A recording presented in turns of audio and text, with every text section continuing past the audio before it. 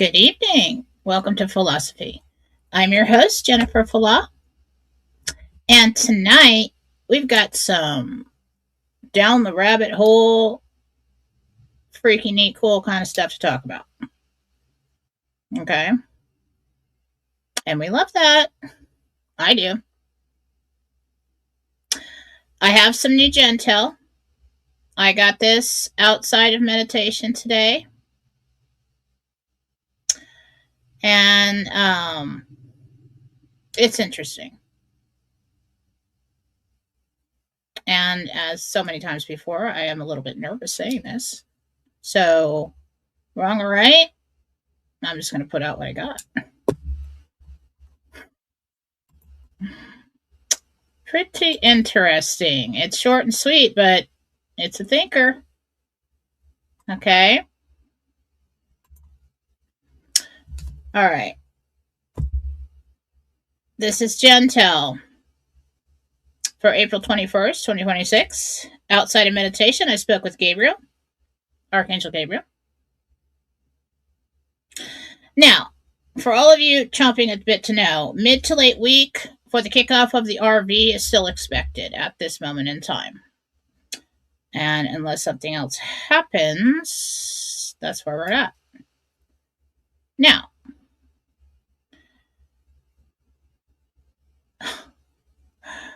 when I asked what was going on with Iran, Gabriel said there are domes in Iran, tunnels. There is gold and stolen artifacts in these domes. There will be explosions. We might see it as earthquakes. Now, if something like that were to happen tonight, and we had a big giant earthquake right over there in Iran, but it's really like them confiscating everything that was stolen from probably neighboring countries, possibly. And blowing up those tunnels, and then tomorrow the RV happens, that'd be cool. I would like that. Let's do that. That's a good story. There will be explosions, he said. Now get this. The country will be awarded to Saudi Arabia.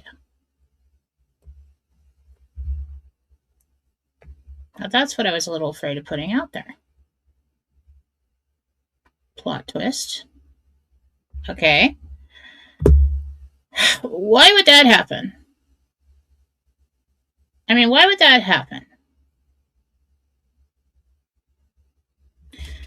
Now, why is Saudi Arabia so happy with Trump all the time? Why do they like Trump so much? Why do they really like Trump so much?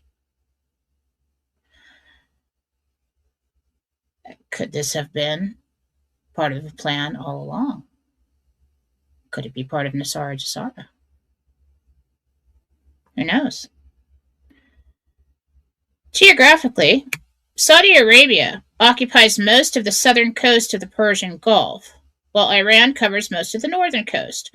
Although they lack land connection, they share a maritime border established in 1968. An agreement that defines their respective offshore areas and sovereignty over certain islands in the Gulf. Maritime outlet. Both countries rely on the Strait of Hormuz as the primary maritime outlet for exporting oil and natural gas. On land, they are separated by other nations such as Iraq and Kuwait. Interesting.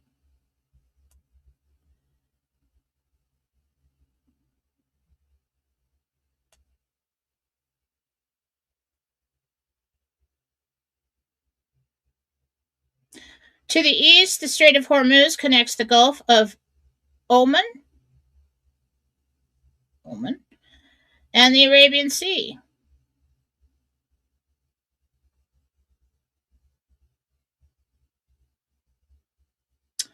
Persian Gulf, huh? Now, all of these places have been in the news a lot over the last 40 years. Iran has been a big problem for these places for a long time. Now, if they found domes that had stolen artifacts and gold and maybe other things from these places, or if they were found to have committed crimes against humanity,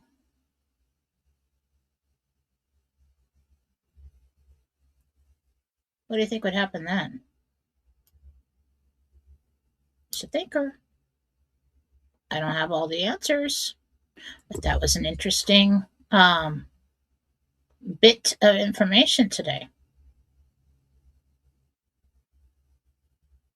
Now, why has Trump been holding back from blowing the place off the face of the earth? For the people? Probably. He doesn't want to kill all the Iranian people. I'm pretty sure there's other reasons. Pretty sure. And now all of a sudden we have another ceasefire. Why do we keep giving this country, who has always been a liar and a big problem, more chances? It's because we don't want to destroy something that's going to be awarded to a friendly country? Do you think maybe Saudi Arabia and Trump are going to be working together somehow? Maybe. So that's interesting information. I'll let you come to your own conclusions on that.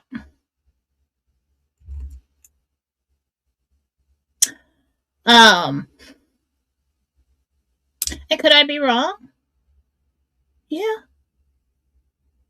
Always. Am I right a lot? Yeah. Always. Not always right, but some of the information that has surprised me the most has been some of the greatest Jentel confirms over time. So let's just wait and see. Nobody ever thought Venezuela would become part of the United States, or any of the other places that will become part of the United States. Nobody really knows what the territories will look like in Nasara Jasara. But it's interesting.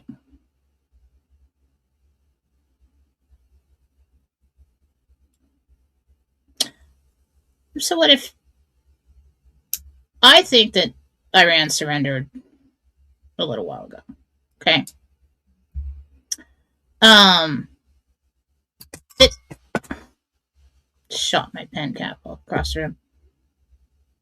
I fidget with things. So let's say they needed to keep this going,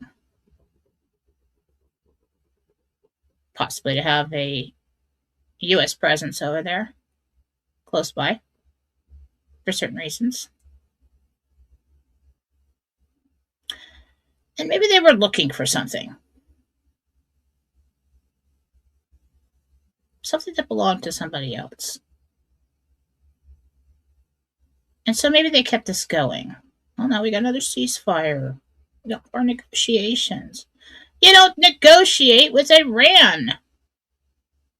They don't negotiate. Okay? So it's interesting what's going on right now. And if we start getting earthquakes out of Iraq or certain explosions, we'll know why. Okay. That's what I have for today. Everybody thinks it's mid to late week. It's probably like Thursday. I'm hoping for Wednesday. Let's do that. Yeah, that'd be cool. Um, Anytime now's fine. Let's just get it done for the RV. Okay.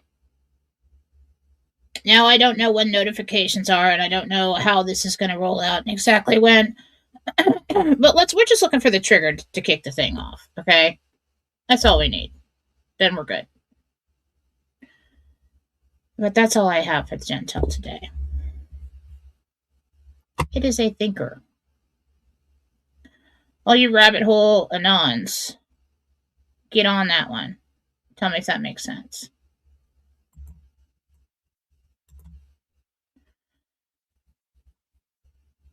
Let's do some thoughts over coffee.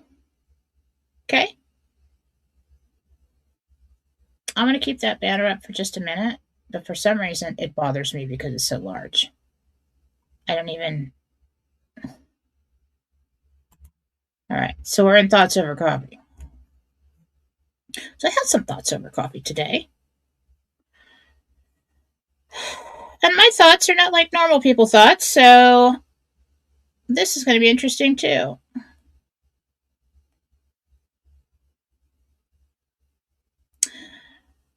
Now, I cannot help myself.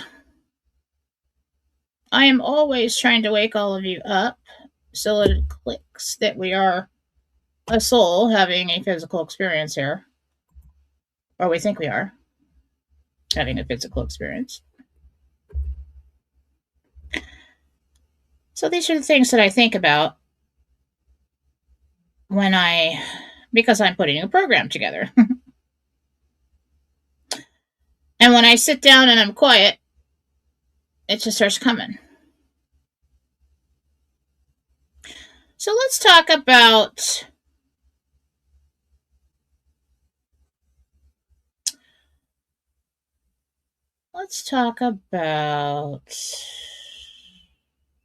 emergency situations and when people exhibit what we would call superhuman abilities.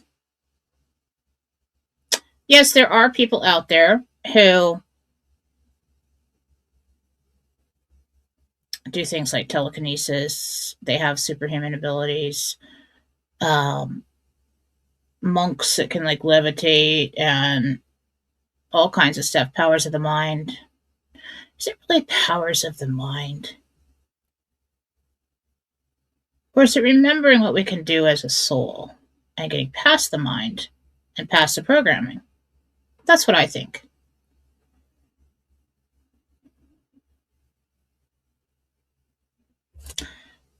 So,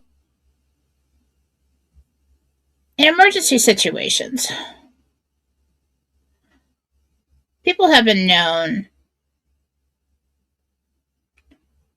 to do amazing things, to exhibit superhuman strength, knowledge, just know what to do, move really fast. Example.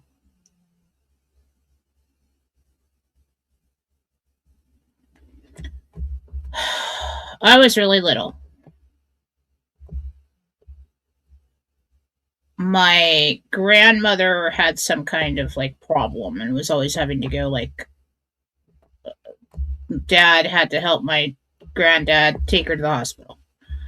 Okay. So I don't remember what it was because after that he kind of kept us away from them, so who knows. I remember this one time. I must have been a baby. I don't know because I remember just my mom telling me the story. So my dad got a call to come help granddad take his mother to the hospital. Okay. So 70s. Big, heavy car, 4-door car that they're driving. I don't remember what kind from the story. San Diego. So dad goes over there and helps Granddad. Granddad and Grandma were in the back seat of this big, heavy metal car. Okay, long car. And Dad was driving. Before that, side note, my mother, who doesn't think she's psychic, just started freaking out. No, you can't go. You can't go. I have a bad feeling something's going to happen. You cannot go. Do not go. And he's like, I have to. I have to go. She's like, don't go, don't go, don't go. He goes. Another side note, forevermore after this, what my mother did that, maybe did that like to me 3 times in my life, I didn't go. I was like, all right, yeah, cool, we're staying home. No problem at all. I'll just stay right home. So they were driving on 805 freeway, which is, many lanes. And they got in an accident with a semi. And my dad, the car was crunched in such a way that my dad couldn't get his parents out of the back seat. The front of the car was crushed. I don't remember all the details. My dad, Vietnam vet, skinny guy, artist, graphic illustrator, not a strong man, but survivor, for sure, okay? Skinny dude, about 6 feet tall. Artistic. So his parents were trapped in the back seat of this car and there was smoke. And he was worried that the car was going to blow up, basically. And in that moment, my skinny little father found the strength to pull the entire front seat out of the car with his bare hands, bolts and all, and throw it across the freeway to get his parents out of the car. And people say, oh yeah, adrenaline. Really? Is that all it was? I don't think so. When I was at, high school, it was actually freshman year, and I had a best friend, Anne, and her mother was Filipino and real Catholic and really strict, wouldn't let Anne do anything. And so as soon as Anne went into high school, she went crazy. She went wild. So Anne had this boyfriend. She wasn't allowed to have boyfriends. And so I stayed night at Anne's house, and I was driving my stepdad's truck. And Anne wanted to go to the baseball field close by so that she could sit in the dugout and talk to her boyfriend. Well, I didn't know Anne. Anne was a whore.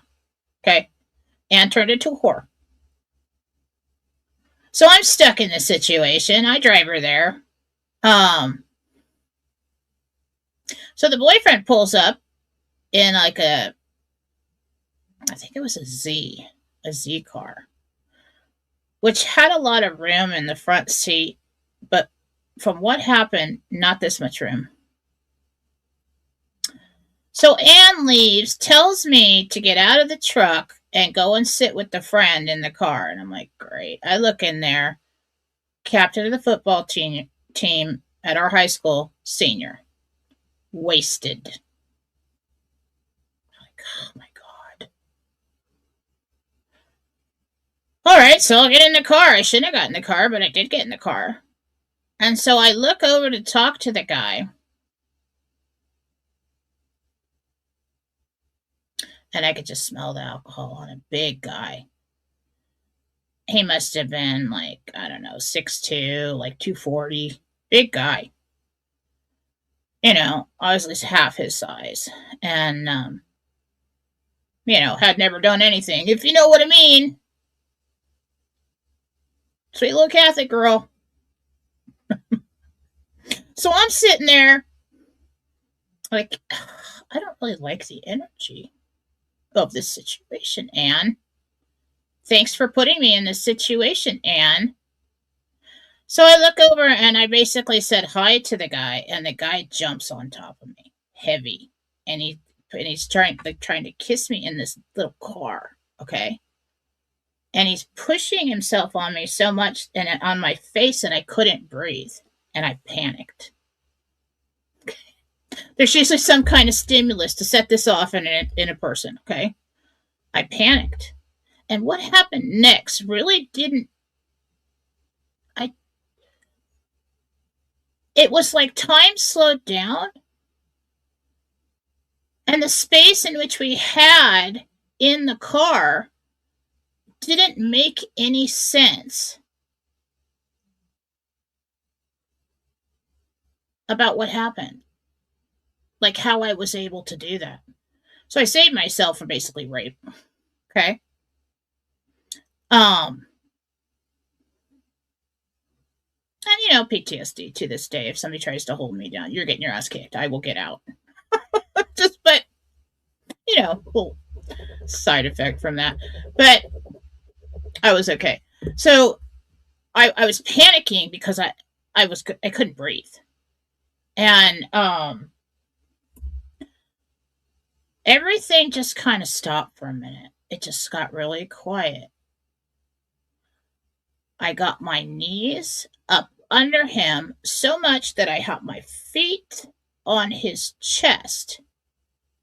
Like telling you what happened, the dimensions don't match what was possible in that car from what I saw happen. I kicked up, I pinned him sideways, which just doesn't make any sense. It doesn't make any sense. The guy's turned sideways,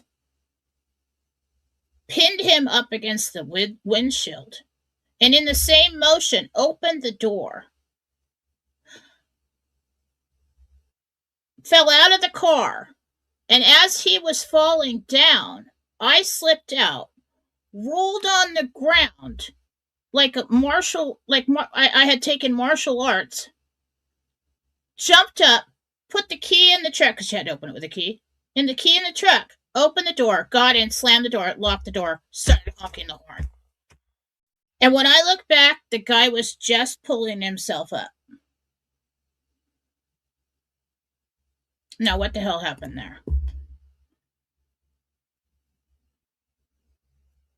I don't even know how I got my legs up underneath him. Now, all this time, I'm like, well, I must have had a lot of help there. I mean, it's just been angels or something. I don't think so. I think it was more than that.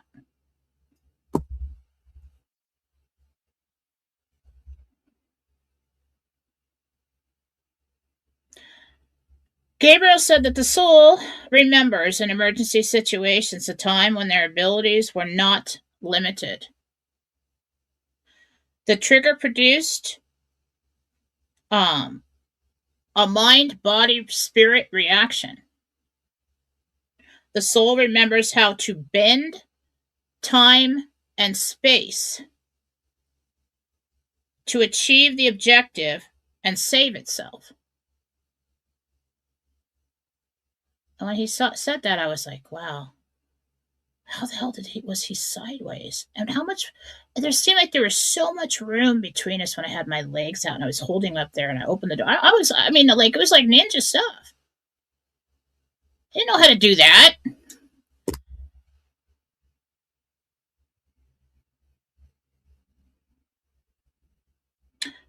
So I asked him, bend time and space. And he said, space, time continuum, is what he said. A mathematical and physical model that fuses the three dimensions of space, length, width, height, and the dimension of time into a single four-dimensional continuum. It treats time and space as inextricably linked, meaning movement through space affects the passage of time. It is a continuum. Because it is a continuous fabric with no gaps or missing points.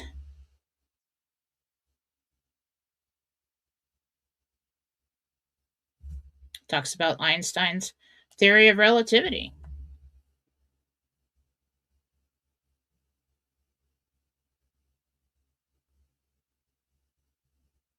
Well, Einstein felt that time was relative rather than constant. Um,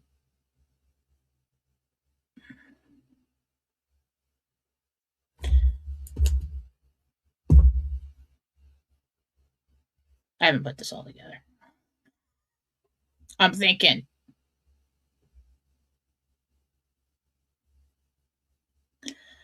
It talks about moving close to the speed of light and all of that. If it were just adrenaline, I may have had the strength to push him off me. And at that age, that's probably all I could have thought to do. Um, if it were just adrenaline, why would my dad ever think he would have enough strength to pull a heavy, bolted down car seat, a front seat, just out of the vehicle with no tools? Just pull it out and throw it. I would even have a thought that he could do that. Um, I mean, most would just break the back window and try to get him out the back. Um, so what he's saying is that in that moment, a moment of survival, everything gets serious. Programming doesn't matter. Perceived limitations don't matter. You're in a state of, I have to do this. There's no other way out to survive. And in that moment, yes, you'll get adrenaline to help the physical body do something. But what Gabriel showed me about what happened with my dad is that in that moment, the soul instinctively knows how to pull the power into itself to make something happen.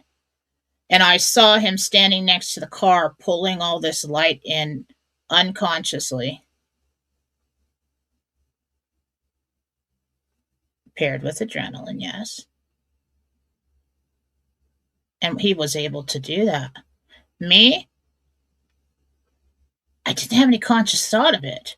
Everything just got quiet and slow. And so, probably what took like a couple seconds to do seemed like I had plenty of time for each move to get out of there.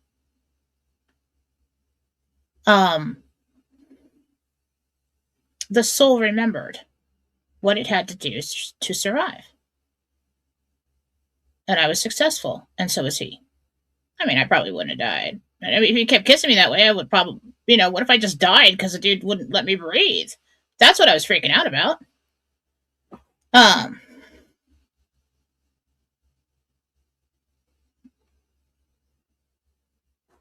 It's interesting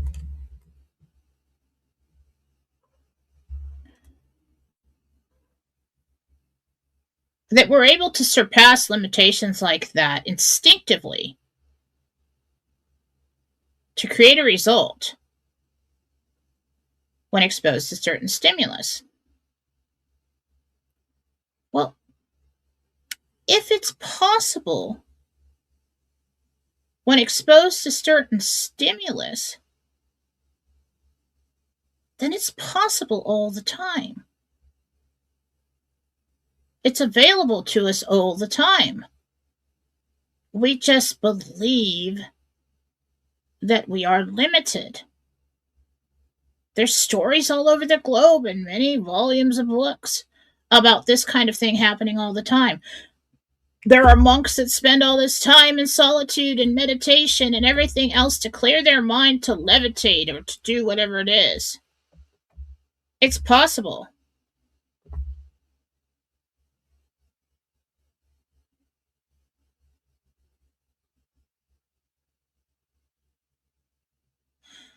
So the stimulus triggers the soul to break out of the program, to take control of the situation.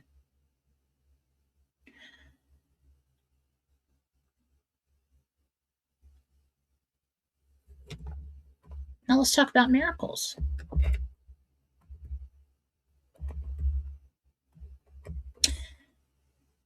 It's unfortunate that we don't hear more about what happened in the early years of Jesus. I'm going to find out. But, there's only so much I can do it with. But I will find out.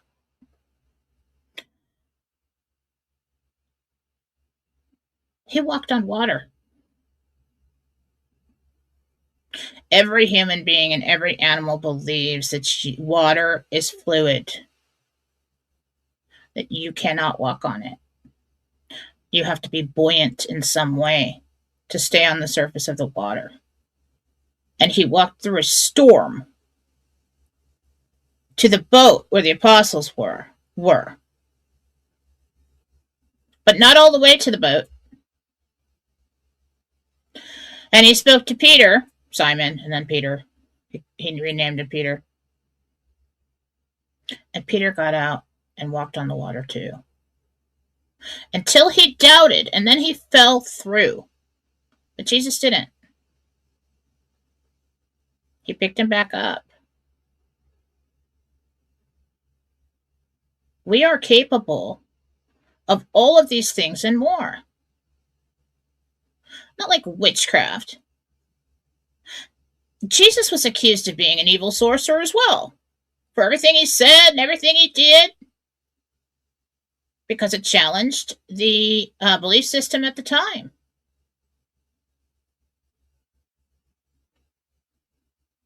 We're all challenging the belief system at this time, aren't we?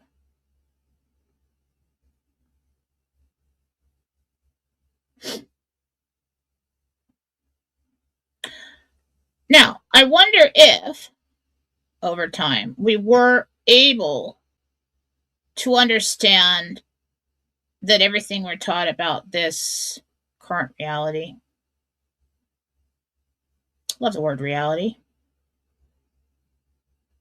what's real, a space that is real. Is it? If you can walk on water or through walls or rip a car, something so you're never going to get that thing out of there. I mean, look at the way cars used to be built. Big bolts and heavy metal and just really strong. You just rip the whole thing out of there with the bolts too. That's crazy. I mean, my dad, after that experience, he was a mess. Pulled every muscle in his body. But he did it. He saved them. Now, if that is possible in emergency situations, when the body, mind, and soul come together, and the soul accesses more power, and the mind the soul accesses information that we don't consciously have about how to do it, or that we can do it, or to even change matter, like the surface of the water, to walk on it, we are living in what we believe is a very limited existence. And we are capable of much more. It is our doubt and perceived limitations which are low vibrational that keep us from doing it. Low vibrational intention stops us from accessing the true power of God that Jesus accessed. Well, big piece of God. But so did Peter. Little piece of God.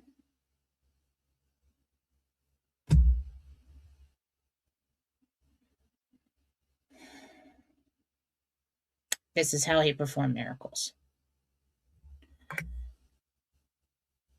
Now, magic falls short. I don't want people to say, well, that's magic. She's speaking of magic. Blasphemy! Bless me! No, I'm not. I'm not telling you anything that Jesus didn't walk the land and teach everybody else to do. Well, at least his apostles, and they did it.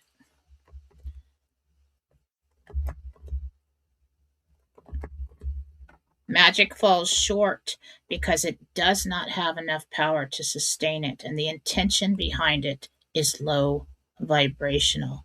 They can produce a timed result, but sooner or later it runs out of energy. It is not true creation. When God creates something, it is real and it stays. You see all the movies, even like even Cinderella. Let's use that. Cinderella, fairy godmother, with her magic wand. I don't care if they call it a fairy or they call it a, which probably isn't accurate. That's like a forest creature, multi-dimensional forest creature, different subject. But she was very sweet and nice. They portrayed her as that. And they gave her a dress and turned mice into, what was it, footmen? Turned a pumpkin into a carriage. And off she went to the ball, but you better be back by midnight. Why? Why?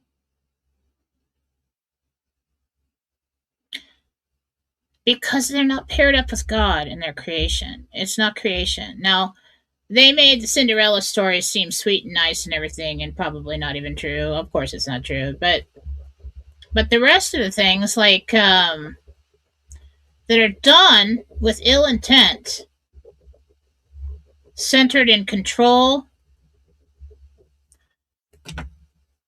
greed, jealousy, anger, selfishness, hate.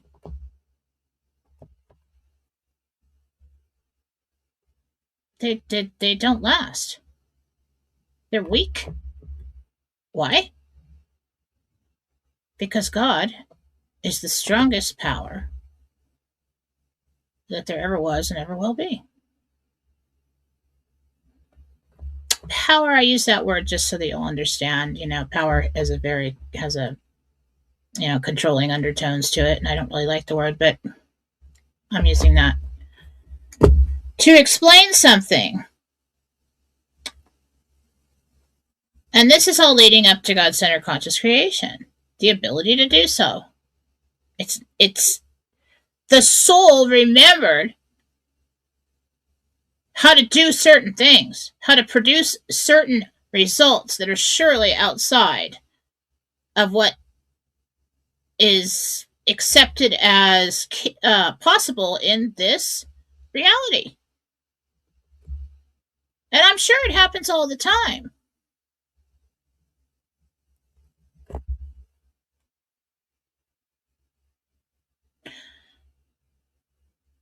My intention was to escape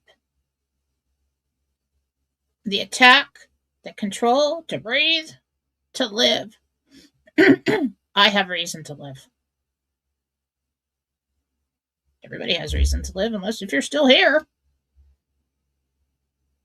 But I must have pulled in the energy, the knowledge, the help that I needed as a soul to accomplish whatever that was. It's pretty amazing. It was pretty cool. I mean, it was like ninja. I mean, that was cool. Pretty proud of myself later on. And when I got in the car, I was pissed. And I was honking the horn. I didn't care. I didn't care if he was like the most popular dude in school. I did not care. I'm like, we're out of here. And you're a whore. And you put me in a bad situation. All right? Not happening again.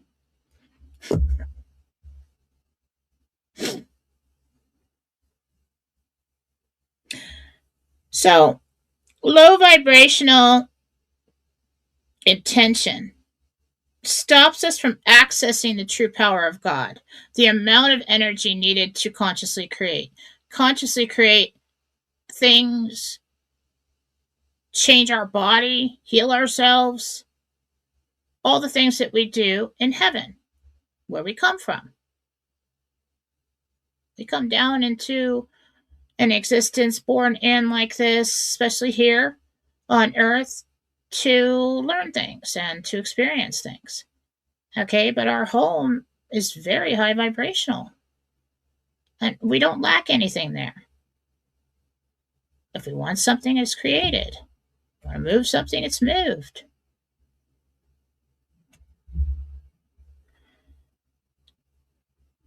This is why we've been doing the work to get our intentions in the right place. What my dad was able to do was done through love for his parents. The intention was to save. My intention was to save myself.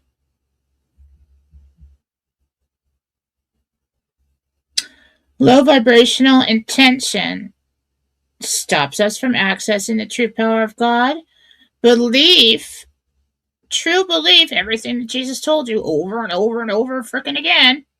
And what is the one thing in the Bible that is repeated the most times? Do not fear. We've been told over and over again.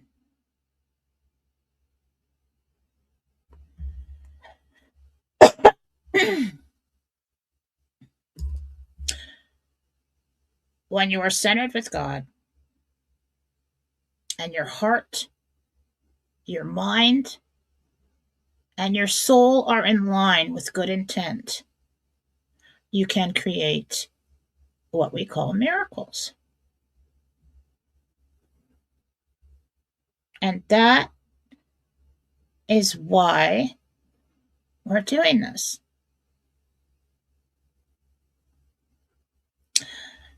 It's also why the dark side wants to influence your mind. It's why they know the programming is so important. They cannot have you performing miracles now. Well, not a lot of people. They will get into your mind and they will make you doubt and fear everything, especially anything good that's coming into your life. Right, Nancy. Magic is based on deception, control. It's an attempt to pursue.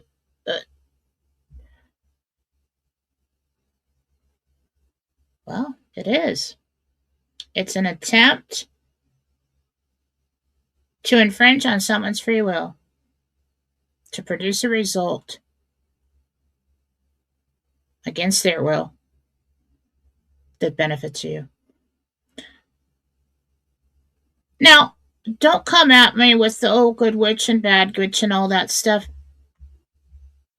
Do what you want. I'm just saying, you're never going to produce creation without the creator. Nothing that lasts. And the dark side will infiltrate your mind. They cannot vibrate as high as we can with their dark ways and their hate and their manipulation. So they're going to get into your mind and they're going to use you to do their bidding. They don't want you to raise your vibration. Why has everybody been talking about this? So raise your vibration, raise your vibration. Because evil has been in power for too long. And the collective vibration of this dimension is falling. We cannot let it fall too far or will become a minus dimension. We are at ground zero right now because this is you are here on the map. This is where we are. If we let that vibration fall down too low, they've just gained another dimension for the dark side. Okay? That is the war between good and evil. They believe that they can conquer every dimension all the way around the bullseye until they get to the middle, around the dartboard, until they get to the middle, and conquer God. They're that delusional. The corruption of self is that bad. Okay? They know that through love we can achieve and perform miracles, and when we are in the state of grace,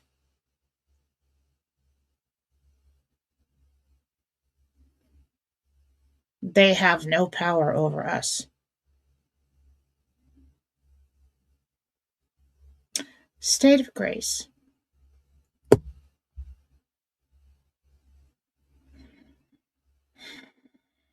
The Catholic Church believes the state of grace is free from sin. I asked Jesus what sin is, and he said a corruption of self.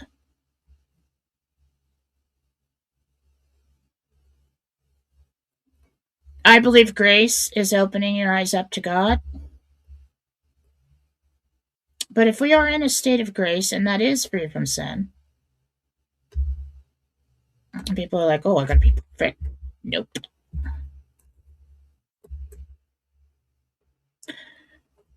What have we been doing to raise our vibration? We've been working on the dark energy bubbles, the traumas, the pain, the anger that has turned into control issues and turned into fear and, blocking love off altogether. And it's gotten bad. Okay? What goes on in our mind, what is in our energy field, we've been working to get rid of this and to think positive, to give it to God, to turn towards Him, to be part of the body of God, the good part, okay? That is being in a state of grace. Jesus was in a state of grace.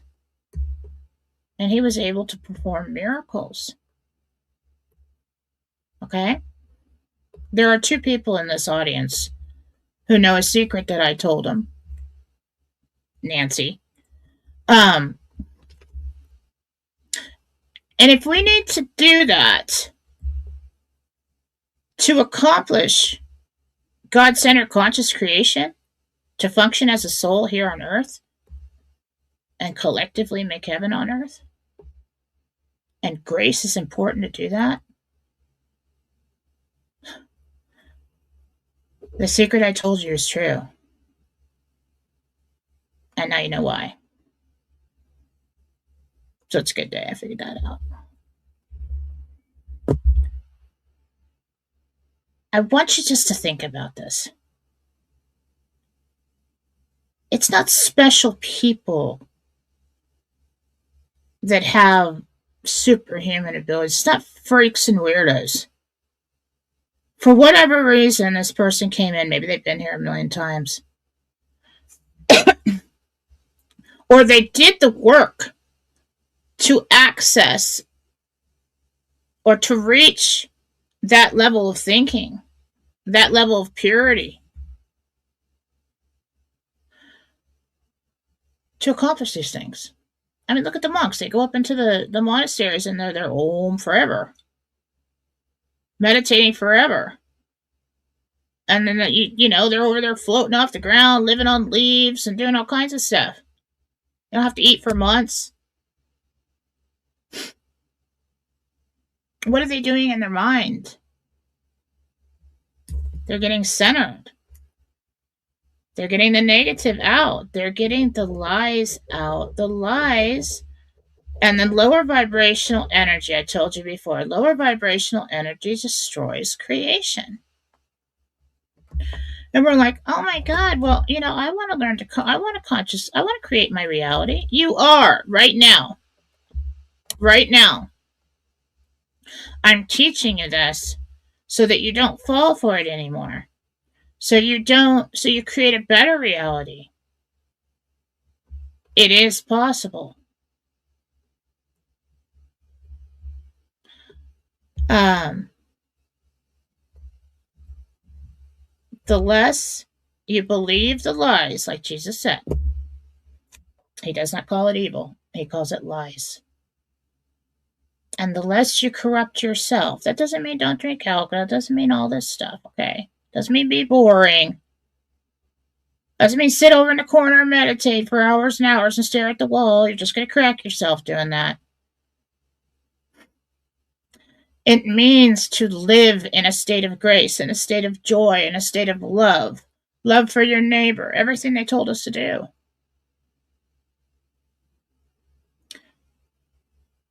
But the dark side made us believe through the churches that you're doing that to get into heaven.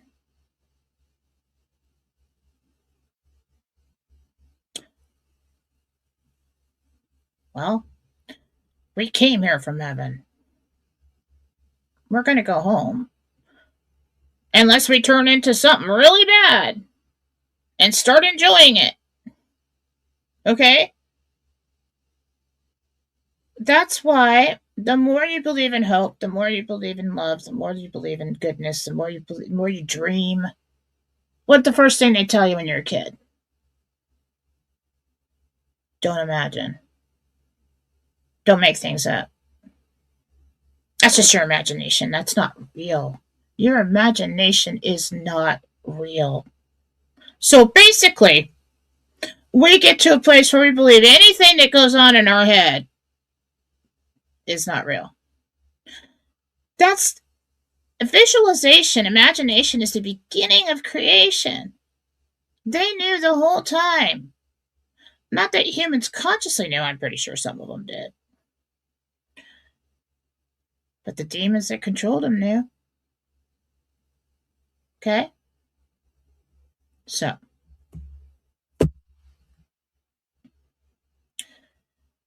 we are capable of so much more, but only if you do the work. And it's a choice. Do I want to hold on to this dark energy? Do I want to stay in a place of lack, depression, fear? Fear has spiraled out of control. I've seen it happening since the kids were little. I gotta drink something. My voice is going out. Allergies.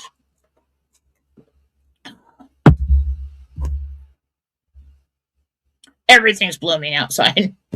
And the pine trees and the green dust, and I'm just like, I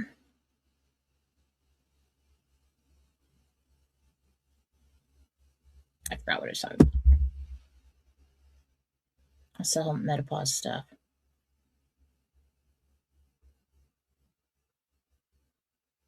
They've taught you that being good to each other, positive programming. That's what I was talking about. I noticed back in the Obama years how dark that children's literature, programming, TV shows, movies. There used to be all kinds of happy comedy. I mean, especially since I'd say 2018 or something like that. No, it was before that. Everything's just gotten so dark. The comedy is sick and twisted at someone else's expense. There's no positive programming anymore. There's nothing good to watch. You have to overlook. I mean, I see it all. I'm like, yeah, I know what you're doing there. Mm-hmm. And if I'm over there working so hard to reject all the programming that's negative, I'm not even going to watch it. So I turn it off.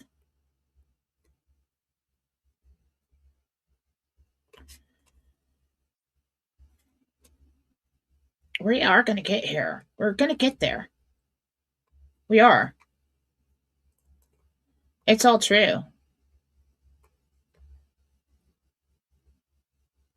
And I think been led to the humanitarians that are going to come into their divine funding to be put in positions of, quote, power and influence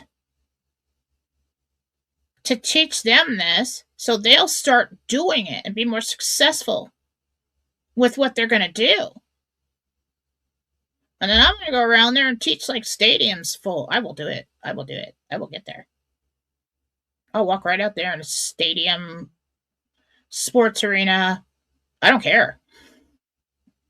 And I'll teach them all how to do it. I'm going to put out books. There will be movies. It's happening. But it's been inside us all along. And that's why the programming is so important. Not so you vote for somebody. So meaningless. So they can control the entire planet all at once. And it's not just the people. It's the demons controlling the people that want to do this. It always has been. This is not a new war. We have just gotten to a place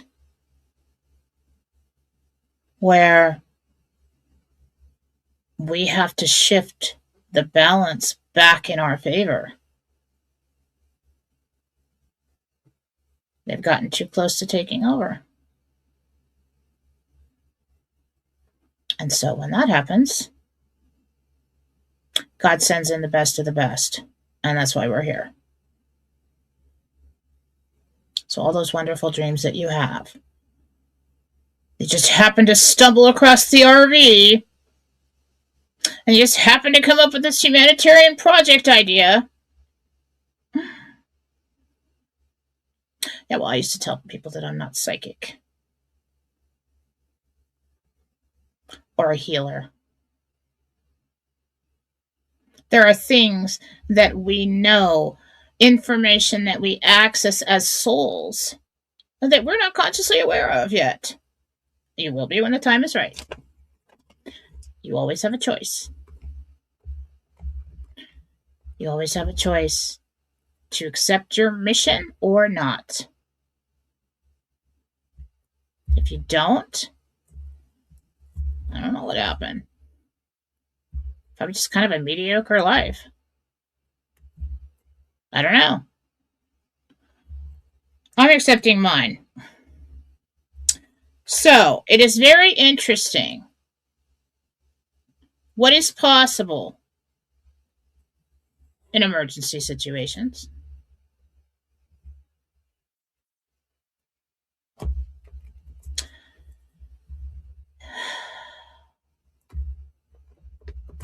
I don't know if it was Archangel Michael.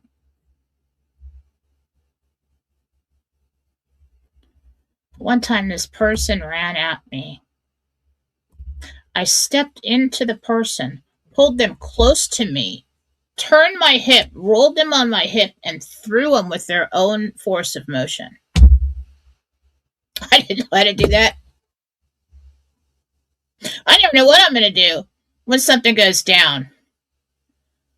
I mean, Faith used to like projectile vomit as a child and choke on everything. Everything. I saved her life like daily. We're in the freaking what was it?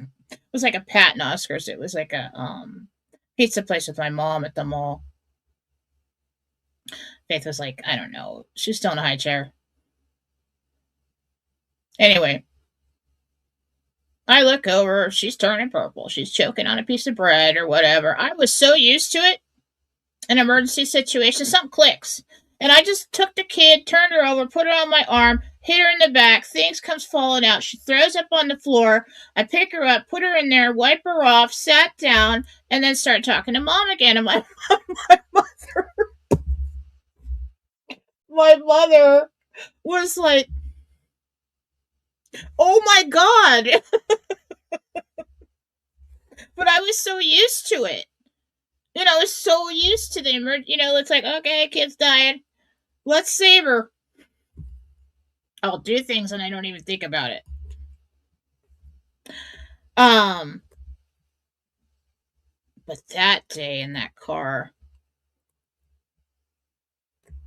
that was crazy. I don't even know how I did that. Nobody taught me to roll like that. My brother was in martial arts and he would roll like a monkey, man. Um, but I never tried it. And it happened so fast. How fast that'll happen, but in my mind it was slow motion. I knew exactly what I was doing.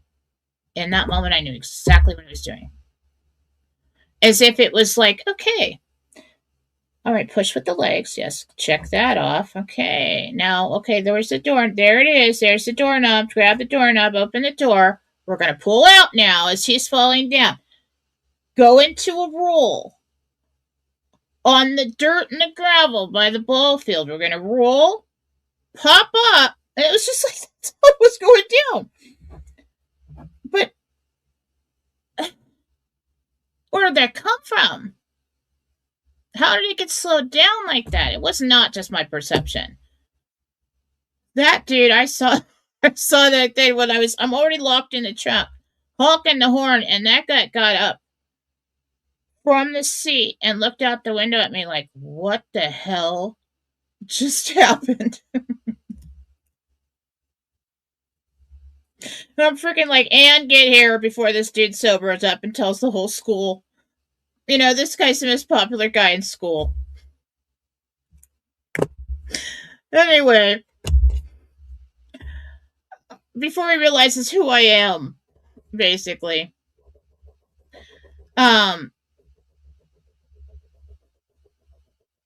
Follow the exercises. We need to clean this up now. You don't have to have a reality. Positive energy creates and negative energy destroys, and you end up with something somewhere in the middle all the time. Depending on how negative you are, the more positive you are, the more positive your outcomes are going to be. Yes, it can affect a collective reality within a household can be affected by somebody who is terribly negative. Yes, because they bring you down, they bring down your vibration. Anybody in your life who constantly rejects you or insults you or hurts you, that's going to bring down your vibration as well, because it's going to put thoughts in your mind. There's something wrong with me. Maybe he's right. Screw that. Some dude. No. Exercise. All right. It's another show, but try this, okay? I know a woman who tried this with an abusive husband, verbally abusive, who would, whenever he got upset, he'd want to make her cry. He'd want to get in a fight with her. He'd want to do this stuff. And I said, well, is he physically abusive to you? No, he just wants to make me miserable. And I said, start speaking the truth. This is another thing we can do to raise our vibration. Not in a confrontational way, but in a truthful way. If someone is being abusive to you and talking to you and saying terrible things and blah, blah, blah, blah, all you need to do is say, your behavior is unacceptable. That's abusive. I'm going to have to think about that. Now, what did we just do there? We spoke the truth. I feel abused by you. That is unacceptable. Uncalled for. Not allowed in this house. You're out of line. I'm going to have to think about that. Now they're thinking about that. What do you mean you're going to have to make that? What is she going to do? What is she going to do? And at first they're like, what is she going to do to me? Is she going to do something bad? What? Is she going to leave? But that's the first thought. And then they start thinking, you keep doing that, and they start thinking, well, this is odd. She used to accept that behavior, and now she doesn't. I mean, what's going to happen here? When you tell somebody something over and over and over again, it's the way we memorize things in school, they will believe it. So if you tell somebody something, you speak the truth. Well, that's abusive. That's unacceptable. And I'm going to think about that. That means that will sink in. They will understand that that behavior is unacceptable. Now, if they hit you harder, then they're just too abusive. You're gonna have to pull out at some point. Most people will change their behavior. You can train children this way as well. It's not control. It's not manipulation. It's the truth. It's waking them up for a minute. Oh. Like kids that are always, if they're abusive to their parents, because they know the parent is always going to be there. And the parent's always like, "Are you okay? Is there anything I can do for you? I mean, why do you feel this way, Jimmy? Why are you acting like that, Susie? Are you okay? I mean, you're not going to do anything stupid, are you? I mean, are you all right? Mommy loves you. Maybe I did it. I made those mistakes. Children emotionally manipulated me. If I could go back and I knew what I know now, I would start speaking the truth. You don't talk to your mother that way. That is unacceptable. Even saying that is unacceptable time and time again, the person's going to think before they say that again. Okay? Because what they believe at that time, that it is acceptable to talk to you that way. It is acceptable to treat you this way. You are my punching bag because you're my mother. And you'll never leave me because I know you love me more than anything. So I'm going to treat you like crap because I know that. You're never going to turn on me. Okay? No consequences. But you can start training them to understand it's not okay to treat people like that. Because if you don't, the son's going to go out and treat the wife that way. The daughter's going to go and treat the husband that way someday. The one that loves them the most is going to be the one that they hurt the most if you allow that kind of behavior. Okay? Speak the truth. Not the truth like, you're an idiot. That is an opinion. Most of the time. Now, I have run across some idiots in my lifetime. But we're not going to do that. Should not start your conversation. You should not say, don't start with you. Start with the way I am not going to allow you to treat me that way anymore. That's all. That's all.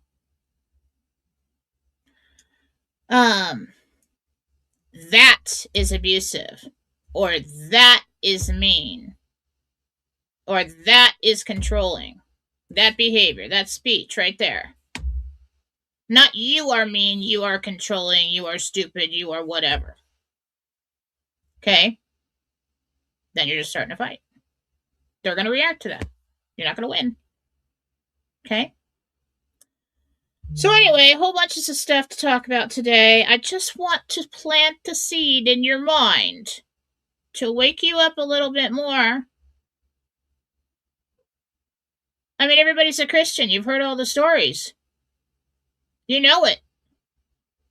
Where'd it go?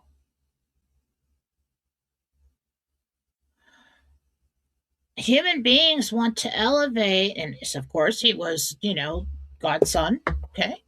In truth, he's called us all brothers and sisters, so we're all sons and daughters too. But very big piece of God there. God incarnate. That is true. But the apostles did it too. He did not choose rich people, from a certain bloodline, certain social status, profession, education. What did Jesus see in the apostles when he chose them? Their ability to love. He saw their heart. He saw their heart. That's where creation flows through.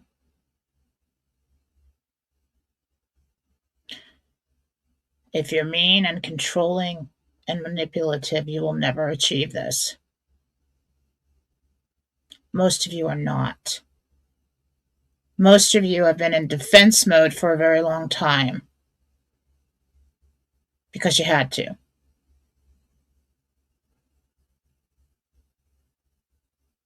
So if we allow ourselves, without letting go of the wisdom,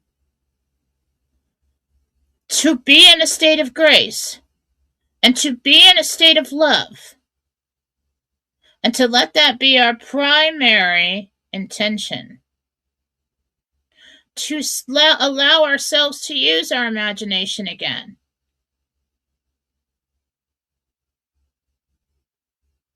to speak the truth,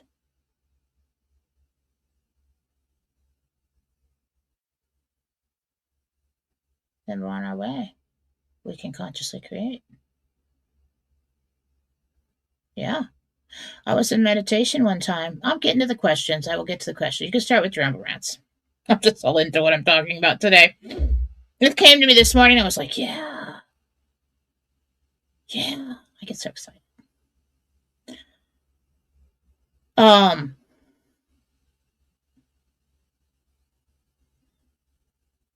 Yeah, we can do this. You can heal yourself. You can be your own med bed.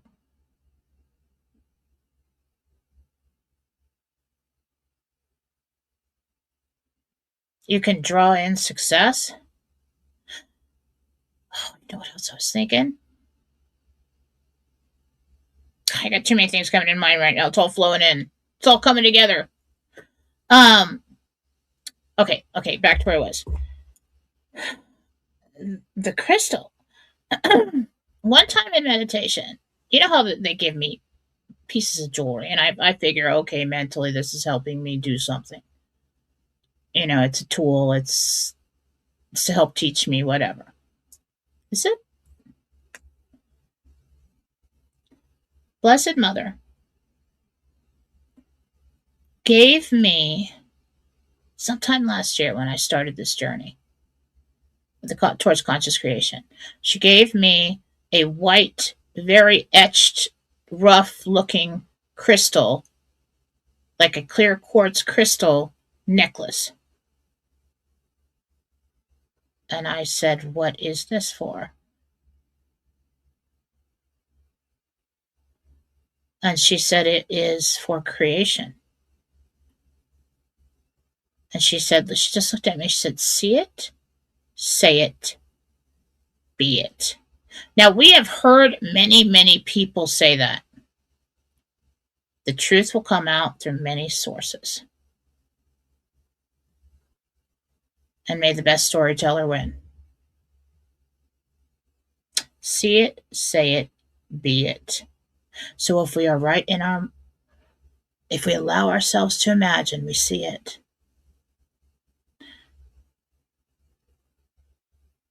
If we get our mind in the right place,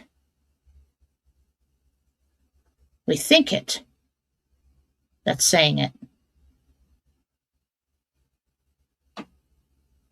And the manifestation, I don't like that word because so many, the creation is to be it, to know, to accept that it is created, or that you are creating it, is to be it. Mind, body, spirit, heart.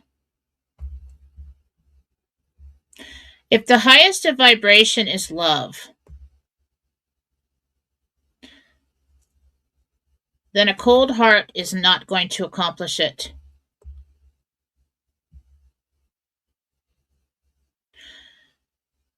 somebody asked Jesus, what's the number one important lesson that you could teach, or the number one important rule? He said to love God with all your heart and all your soul. Your mind's involved if that's going on. And so then these things that I do, so shall you do. He told us all along. They kept us in bondage. They kept us in misery. They controlled our minds. They pitted us against each other when we were supposed to be loving each other. We have to stop that. So I am optimistic that this group of individuals in the RV doing their humanitarian projects and others who just do things on their own, we're going to go out and we're going to make a huge ass difference in this world. That's what we're going to do. Okay? I'm excited about it. I'm already getting offers. Books, movies, speaking engagements. I'm already getting offers. I'm not ready for that yet. I need time. I need time to put it all together. I'm working so hard to make a living and keep up with all of this. I've been putting it together little by little, but I just really need time. I do. There's too much to do all the time. All right, let's get to the Rumble Rants. I want you to think back at any point in time where something like this has happened to you, where it was unexplained. There's like, how did I live? Yes, a lot of times angels will save you, but something that you did, I was like, how did I do that? Another time, Faith as a baby, Daddy used to come home when we lived in the apartment before Katie was born, so it was before 2.5. Used to come home and take her for a walk and pick flowers outside. We lived in an apartment complex. And No, Katie was born because that's what I was doing. I was putting Katie down for a nap, and I didn't lock the front door. And Faith went down the stairs and out to go look for flowers for when Daddy came home. And when I came out of the nursery bedroom, I looked and the apartment front door was wide open and she was gone, and I just fucking panicked. I mean, I lost my mind. I went, well, I am not a runner, okay? I am a swimmer. Much different. I ran so fast. Huge apartment complex. Around the entire apartment. I went the wrong way. She was like just the other way. I went right. She had gone left. Ran through every hallway, all around the parking lots. I ran so fast, barefoot. Didn't feel a goddamn thing. I ran all the way around, and when I got up to the end of the apartment complex and I looked down the street, there was some trippy, like, creepy-ass lady just taking my baby's hand, and I just ran over there, like, got in between them, gave her the eye, and I just held her, and then I just collapsed and just started crying. Oh, my God. Oh, my God. 4-lane, busy street right there where she was. Oh, my God. And I look back on that, and I'm like,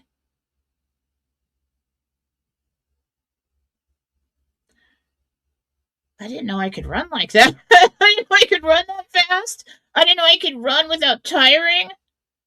I mean, it was just, yeah, adrenaline. Okay, everybody blames adrenaline. That wasn't just adrenaline. I mean, that was, oh my God. I almost lost my baby on that day. Okay, moving on.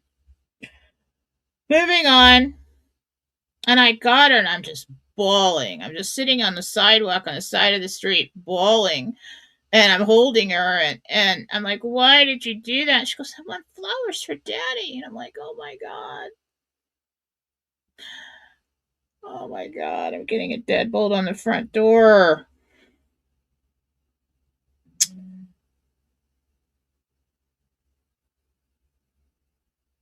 Oh my god. Oh my god.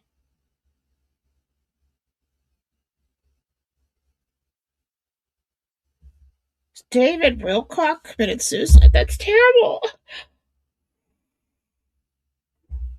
Sorry. What?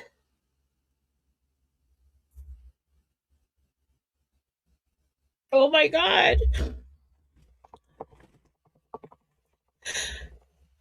I knew he was going crazy. Alright, guys. Are you sure, Sue? I mean, it's true? David Wilcock committed suicide, is what she just told me. Is that wrong? Is that true?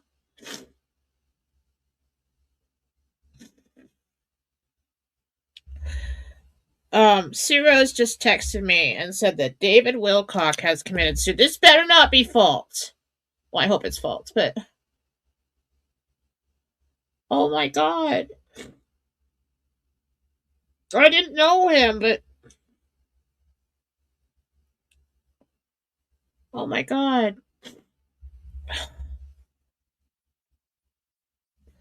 Did you guys hear that? Is it true?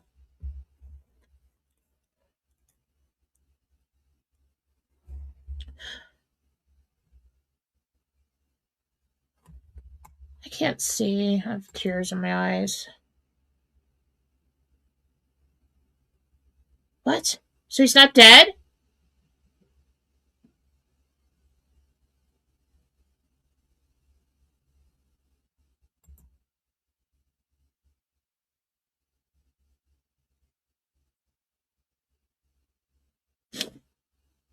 So it's not confirmed?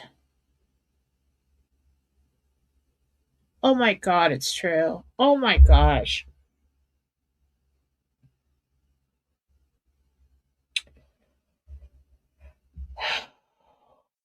Why?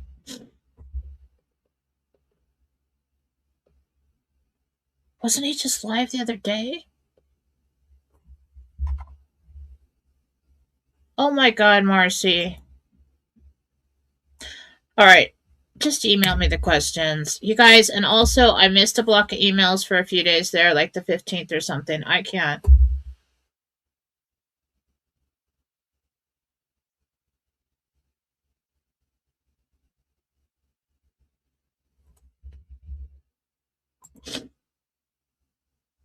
Michael Jacobs' channel.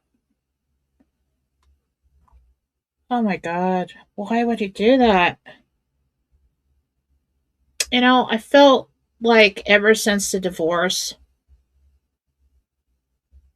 something was going on. Alright, I can't do questions now. I want to be done for the day after that. I don't know what kind of Rumble Rants we have, but just please, you guys email me the Rumble Rants to jmfallaw@gmail.com. That's just terrible.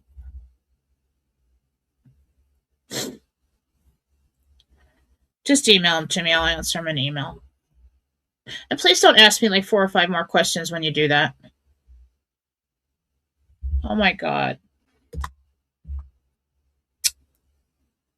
Like, I didn't know him. And I didn't really watch him very much lately. But I know of him. It's just very sad. It's very sad. All right, guys. I'm going to get going. Here's the email for the Rumble Rats. Okay. Bye.